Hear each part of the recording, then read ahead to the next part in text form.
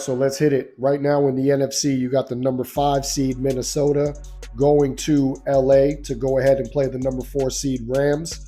You got Detroit locking up the number 1 seed. You got the number 6 seed coming down to Tampa Bay to go ahead and play the number 3 seed Buccaneers. You got 7 Green Bay going into Philly to go ahead and play the number 2 seed. Over in the AFC, you're looking at the number 5 seed Chargers traveling out to Houston to play the number 4 seed Texans. Kansas City locked up the 1 seed, so they obviously get the bye. You got the number 6 seed Pittsburgh traveling over to Baltimore to play the number 3 seed. And then you got 7 seed Denver going up to cold-ass Buffalo to play the number 2 seed. This playoff is going to be super interesting. I really do like the wild card games. I think Washington versus Tampa Bay is probably going to be one of the most dynamic games that we watch this weekend coming up. But you also want to see what that Denver-Buffalo game is going to look like, and also that Pittsburgh and Baltimore game. So a lot of good things on the horizon. This is going to be a fun playoff season to watch. And you never know. You know, stranger things have happened. Bucs definitely got a clear, path to what they have to do in order to secure getting past the first round and going to, the championship game and being able to play for the Super Bowl. So we'll just have to see. So we'll chop that up on some other videos. But right now I want to get into recapping what happened this weekend versus the New Orleans Saints. That game right there was a little bit of a nail biter, and not a lot of people, were really comfortable leaving halftime. So on that note, let's go ahead and dive into the Tampa Bay Bucs versus the Saints this past weekend. Right now, you had the Tampa Bay Buccaneers secure their 4th consecutive NFC title with a win 27-19. It wasn't pretty, but they got it done. This win also marked some milestones. You had quarterback Baker Mayfield making his 2nd straight playoff appearance with the team, which is incredible. Then you also had Mike Evans, who tied the record with Jerry Rice for 11 consecutive 1,000-yard seasons. Mike Evans doing that also did it with 3 games that he was not available to play due to injury. So if you say, how important is this milestone? This was crazy, because to hit 1,000 yards and also not be eligible to play in 3 games because of injury, kudos to Mike Evans, man. He's just a beast of a wide receiver, future Hall of Famer, and he deserves everything coming to him, especially that $3 million incentive that he just got for hitting that milestone. So congratulations to the boy. Way to get your bag. But the work is still not done yet. Still got to go ahead and handle business, and now go ahead and take this momentum into the playoffs. Let's recap a little bit on the game highlights, because the Bucs really faced some challenges this game, playing the Saints. The game wasn't pretty. A lot of people were uneasy with the first half of this football game because the Bucs struggled. So, Buccaneers struggling in the first half, trailing 16-6. The offense had difficulty really finding some rhythm out there. And the defense, which we keep going back to, allowed the Saints to score on their first 4 possessions. So right there, by the Saints being able to drive the football down the field on the first 4 possessions of having the football and scoring, this just goes to show that the Bucs really have some things on defense that they really need to clean up. Now, I don't want to beat a dead horse. We all been talking about this already. I've talked about this on past videos. But later on in this video, I'm really going to dive into a couple of things to really kind of highlight where these mistakes are coming from. And hopefully the Bucs can turn it around and really clean it up when it comes to getting these games started a little bit quicker and not having these dreadful second quarter games along with carrying that momentum and having to try to pick it up in the second half. But right now, Bucs resurged. They made effective adjustments at halftime. Baker Mayfield came out, threw 2 touchdown passes, including a pivotal 32-yard strike to the rookie Jalen McMillan, who we keep talking about. This kid is dynamic. He's the future. in the fourth quarter, giving the Bucs the lead for the first time during that game. The Buccaneers defense tightened up in the second half. They limited the Saints to just 3 points and, really securing that victory. But key performances for the game, Baker Mayfield, 21 of 32 for 221 yards and 2 touchdowns. He also added a career-high 68 rushing yards, which really kind of showcased, him having to make plays this season with his legs. So great job for Baker. We don't want him to run the ball too much. We don't want him to scramble because he has such electrifying, tools and weapons to use on that field. But when Baker does need to extend the play, he's really been doing a good job of picking up first downs on, key third down situations where, nobody's open, defense pressure looks pretty good, but he's reading things very well. So when those lanes do open up, Baker Mayfield is taking off, and you can see he did it during the Saints game, which really kind of resurged them because there were 2 crucial plays that Baker had to move around, especially one in the end zone to go and pick up a first down on a third down play. But things like that, I feel, are like what kind of jump starts the offense to get it going when Baker, makes plays like that. Mike Evans obviously caught 9 passes for 89 yards, surpassing that 1,000-yard mark, despite missing 3 games, like I said, this season.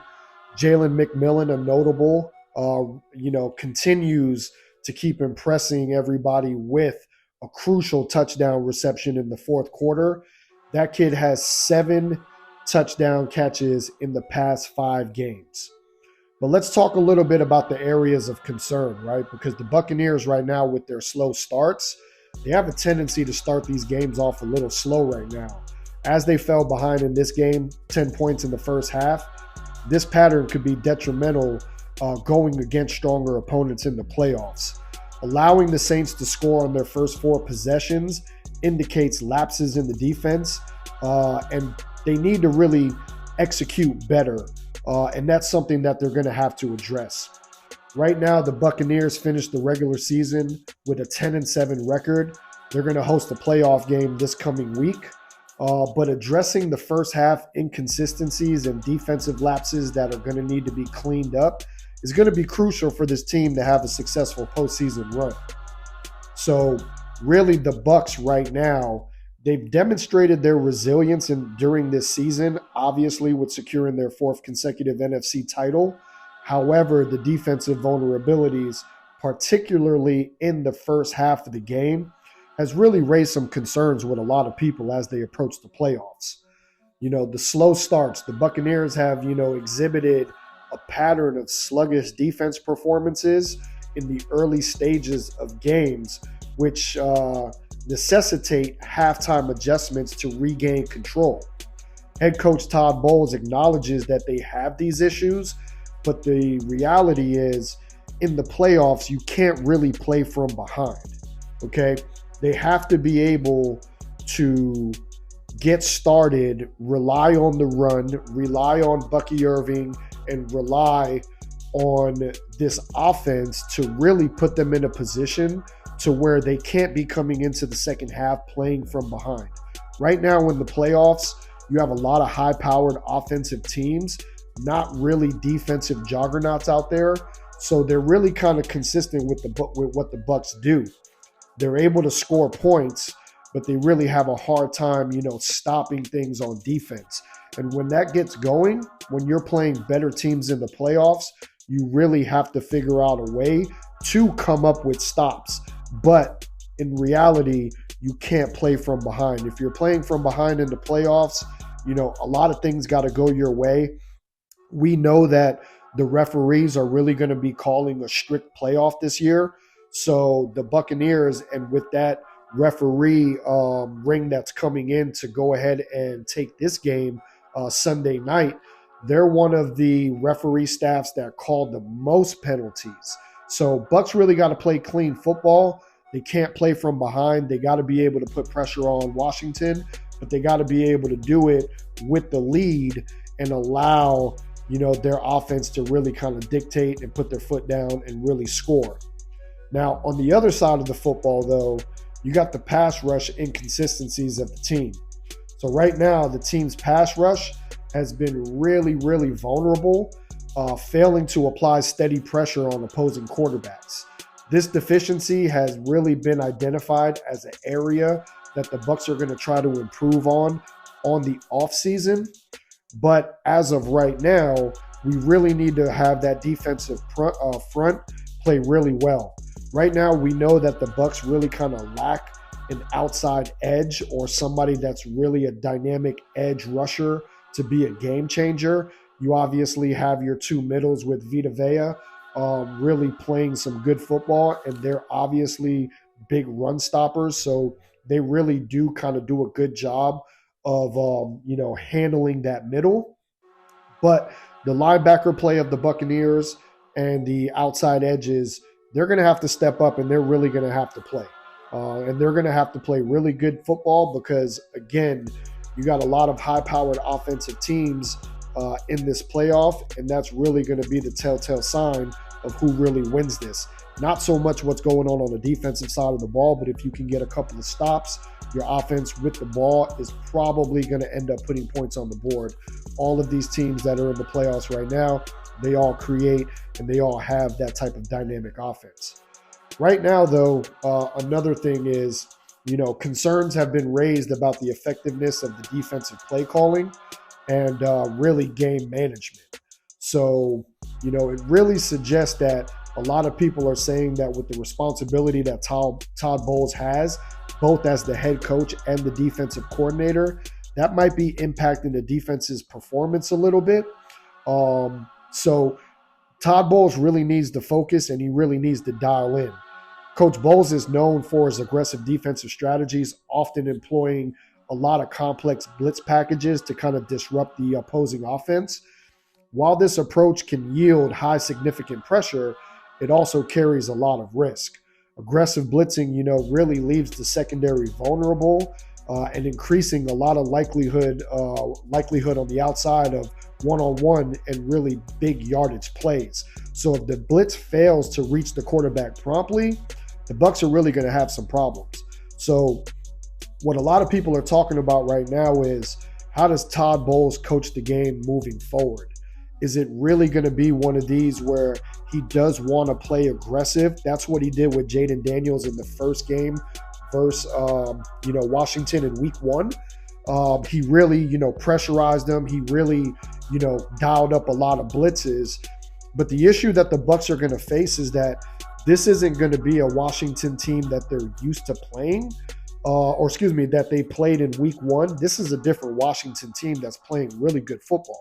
So Jaden Daniels right now, I want to say, is like top 5 or top 6 when it comes to yards and when it comes to positive plays when facing the blitz, facing 4 or 5 or 6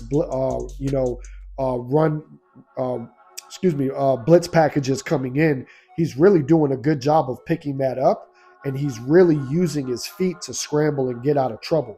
So the Bucs are really going to have their hand full when it comes to this game, because it's not going to be the same Washington team that they blew out the water in week 1.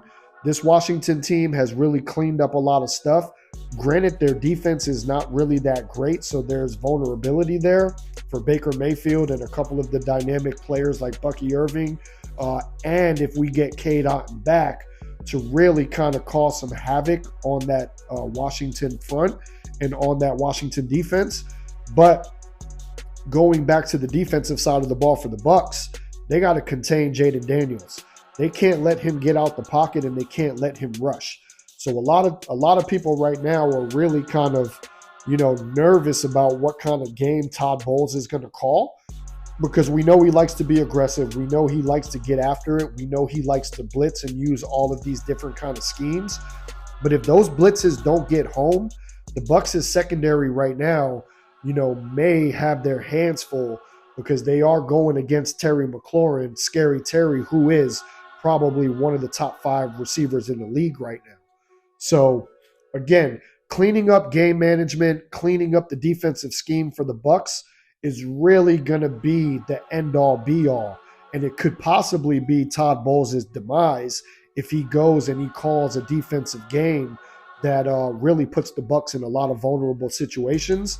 And if they score off of too much pressure, because Jaden Daniels does a great job of moving around, picking lanes, using his legs to extend plays, if they leave some of these, cornerbacks and safeties with that over the top, trying to help, the Bucs could have their hands full, and they could that secondary could possibly get torched.